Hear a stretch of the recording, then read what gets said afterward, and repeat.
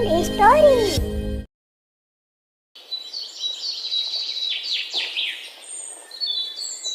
एक दिन बनवारी अपने खेत में काम कर रहा था। तभी उसे एक कमजोर और बीमार बैल की आवाज सुनाई दी, जो उसके खेत के पास पड़ा हुआ था। बनवारी ने काम छोड़कर जाकर देखा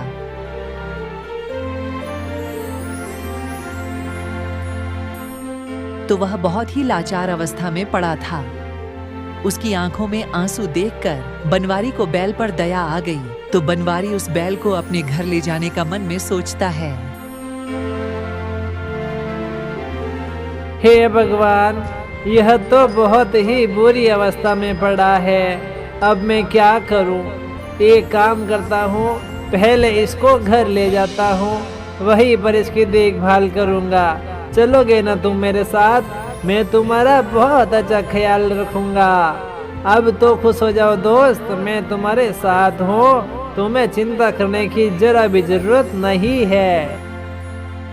बनवारी जैसे तैसे कर बैल को अपने घर ले जाता है। बनवारी की पत्नी बनवारी और बैल को देखकर बोल पड़ी, अरे ओ पतिदेव, आप तो घर आ ही रहे हो, इसे कहाँ ले जा रहे हो? बेचारे बेजुबान को ये अपना तो नहीं है। हाँ भाग्यवान, बताता हूँ। एक ही बार में कितने सवाल करोगी?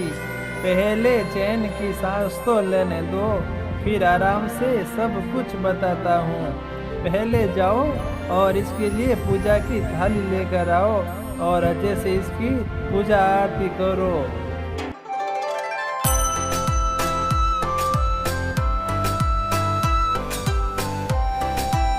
पूजा करने के बाद तो सुनो भाग्यवान, तुम्हें इसके बारे में जानने की बड़ी उत्सुकता है। तो सुनो, यह अपने खेत के पास में घायल अवस्था में पड़ा था। मैंने जैसे ही इसको देखा तो मुझसे रहा नहीं गया और मैं इसे यहाँ ले आया। मैंने सोचा जब तक इसका मालिक नहीं मिल जाता तब तक यह हमारे पास ही रहेगा। बनवारी ने अपनी आप बीती बताई तो बनवारी की पत्नी भी भावुक हो गई और कहा कि आप सही कह रहे हैं, जब तक इसका मालिक नहीं आ जाता लेने तब तक ये हमारे पास रहेगा, क्योंकि वैसे भी हमारे संतान नहीं है, तो हम इस बेटे की तरह प्यार करेंगे जिसे अपना भी मन लगा रहेगा। चलो बाबा, यह बातें तो होती रहेगी।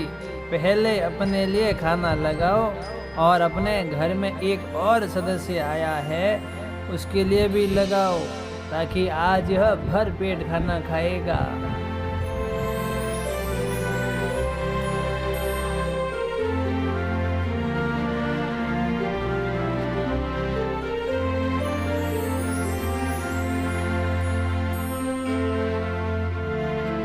तो बनवारी की पत्नी ने सबके लिए खाना लगाया। फिर बनवारी और उसकी पत्नी ने बैल की अच्छी तरह से देखभाल की और उसे ठीक कर दिया।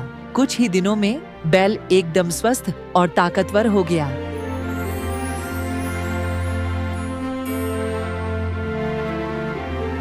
एक दिन जब बनवारी अपने खेत जा रहा था तो बैल ने उसका पीछा किया। यह देख बनवारी की खुशी का ठिकाना नहीं रहा और बनवारी बोला, अच्छा, तो तुम भी मेरे साथ खेत में चलकर काम करना चाहते हो? तो चलो फिर, कोई बात नहीं, हम दोनों साथ में मिलकर काम करेंगे। बनवारी ने सोचा, यह मेरा दोस्त मेरे खेत में काम करने के लिए बहुत ही उपयोगी होगा और यह मुझे कमाकर भी देगा और मैं इसका ख्याल भी रखूंगा ताकि मेरा भी खर्चा चल जाएगा। लेकिन बनवारी यह नहीं पता था कि यह साधारण बैल नहीं बल्कि एक जादुई बैल था। जब बनवारी खेत में गया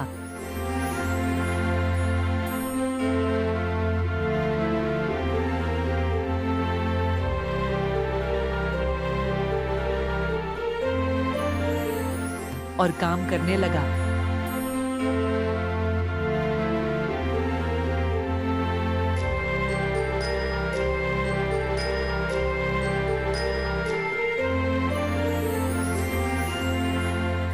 काफी समय तक खेत में काम करने के बाद बनवारी को थकान महसूस हुई तो बनवारी ने सोचा थोड़ी देर के लिए छांव के नीचे सो जाता हूँ। जैसे बनवारी सोया और बैल अपने आप खेत जोत रहा था, बनवारी की अचानक नींद खुली तो उसने पाया कि बैल काम कर रहा है। बनवारी बोला, किसने कहा बेजुबान में भावना नहीं होती?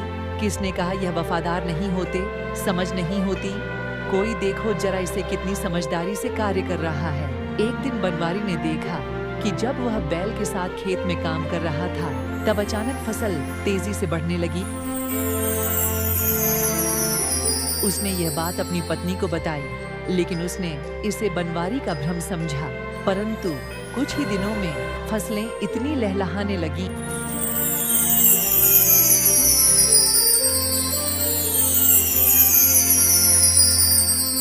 कि गांव के लोग भी हैरान रह गए।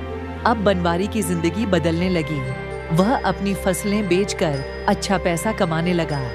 गांव में उसकी प्रतिष्ठा बढ़ गई और लोग उसकी मेहनत और किस्मत की तारीफ करने लगे। बनवारी ने सोचा कि यह सब उसके मेहनत और बैल की शक्ति का नतीजा है। वह अपने बैल को बहुत प्यार करने लगा और उसकी देखभाल में कोई कमी नहीं छोड़ी। दूसरी ओर जिसका यह बैल था उसका नाम था बंटी।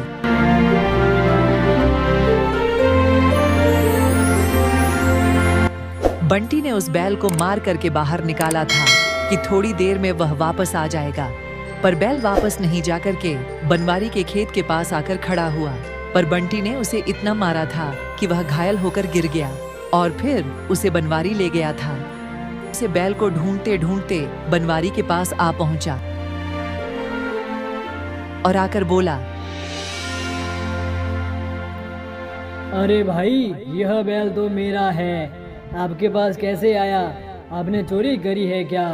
यह बैल मेरा है और मुझे वापस कर दो, नहीं तो तुम्हारे लिए ठीक नहीं होगा। समझ रहे हो ना? हाँ भाई, आपका होगा तो जरूर दे दूंगा, पर मैं तुम्हें नहीं जानता तो तुम्हें इसको कैसे सौंप दूं? हाँ, एक बात मुझे ज़रूर याद है कि यह बैल मेरा नहीं है, पर इसका मतलब ये नहीं कि किसी गलत व्यक्ति के हाथों में चला जाए और वो उससे मार पीट कर काम करवाए।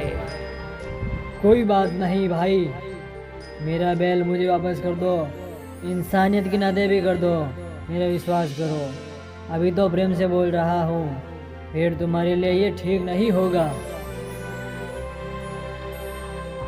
चलो भाई, आप फिर इतना कह रहे हैं तो यह बैल मैं आपको सौंप देता हूँ, पर हाँ, एक बात याद रहे, इसको मारना नहीं और जबरदस्ती काम मत करवाना। बंटी उस बैल को मारपीट कर चारा पानी दे रहा था और बैल वापस भागने की कोशिश कर रहा था।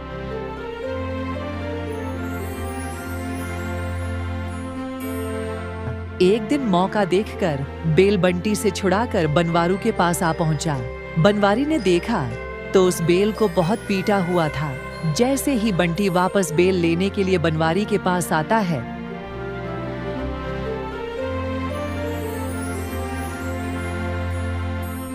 तो बनवारी देने से इनकार कर देता है।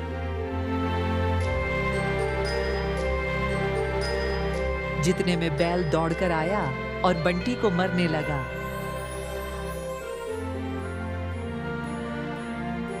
जैसे तैसे कर बंटी को बनवारी ने बैल से छुड़ाया। फिर बंटी वहां से भाग निकला।